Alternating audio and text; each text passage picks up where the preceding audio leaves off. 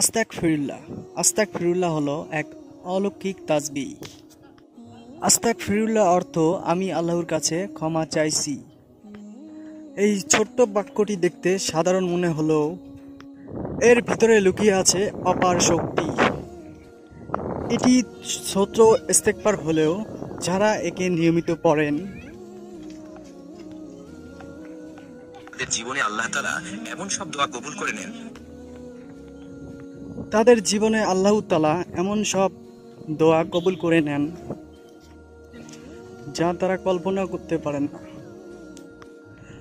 অনেক আলেম ও আল্লাহর নিকটবর্তী বান্দারা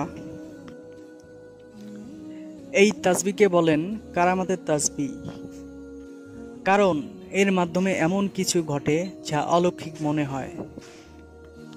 এমন অনেকেই আছেন যারা কেবল আস্তাগফিরুল্লাহ পাঠ করতে করতে আল্লাহর দরবারে মুস্তাজাবুদ দোয়া অর্থাৎ দোয়া কবুল হওয়া মানুষ হয়ে যান। আপনি কি হতাশ, অভাবে আছেন, জীবনে হতাশা ঘিরে ধরেছে, অর্থ কষ্টে দিন কাটছে, গুনাহের বোঝা ভারী হয়ে গেছে? ভালো জীবন সঙ্গী খুঁজে পাচ্ছেন না, বারবার দোয়া করেও ফল পাচ্ছেন না, ভালো জীবন সঙ্গী খুঁজে পাচ্ছেন না, বারবার দোয়া পড়েও ফল পাচ্ছেন না? তাহলে শুরু করুন আস্তাগফিরুল্লাহ, আস্তাগফিরুল্লাহ, আস্তাগফিরুল্লাহ। নবী করিম সাল্লাল্লাহু আলাইহি সাল্লাম বলেছেন, অনেক সুসংবাদ তার জন্য যার আমলনামায় ইস্তেগফার অনেক লেখা রয়েছে। মুসনাদে আহমদ। কখন পড়বেন? আপনি যে কোনো সময় এই তাসবিহ পড়তে পারেন। বসে, শুয়ে, গাড়িতে, হাঁটতে হাঁটতে, কাজের ফাঁকে। শুধুমাত্র নাপাক স্থান বা নাপাক অবস্থায় পড়া যাবে না।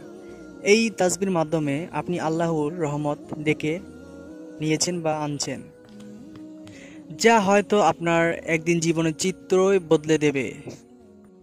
যখন আল্লাহ আপনার দোয়া কবুল করে নেবেন, তখন হয়তো খুশিতে চোখ অশ্রু ভিজে জলজল করে পানি পড়তে থাকবে।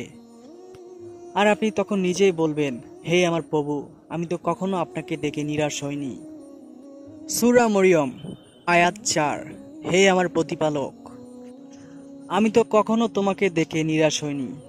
হে আমার প্রতিপালক, আসুন আমার ইস্তেগফার জীবন অভ্যাস বানিয়ে নেই।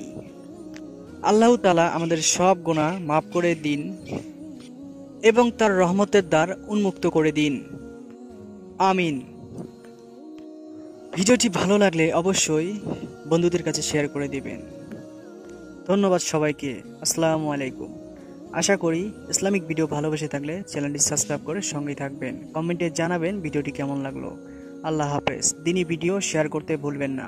আপনার একটি শেয়ারে আরেকজনের জানার সুযোগে আপনি পাবেন সওয়াব। তাই সওয়াব অনলাইনেও কামাতে ভুলবেন না। আল্লাহ হাফেজ।